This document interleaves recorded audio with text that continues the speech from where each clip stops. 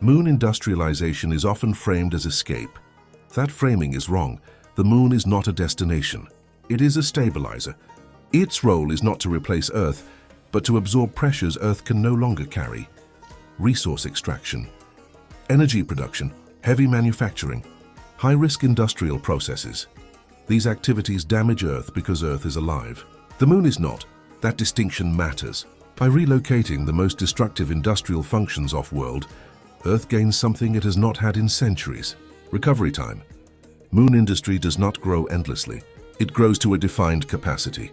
Enough to replace critical minerals, reduce terrestrial mining, stabilize supply chains, lower environmental cost per unit of growth. Once that threshold is reached, Earth restoration accelerates. Forests mature, soils rebuild, water systems stabilize. At that point, moon industry becomes maintenance-driven, not expansion-driven. This is the civilizational pivot. Growth without extraction, progress without collapse. The moon becomes an industrial buffer, a pressure valve for a living planet. This is why moon industrialization cannot exist in isolation. Its value only exists when paired with Earth restoration. That is why these two playlists are linked. If you came here from Earth restoration, you now see where the industrial burden moves. If you started here, you now understand why Earth can recover. Neither works alone. Together they form a closed system.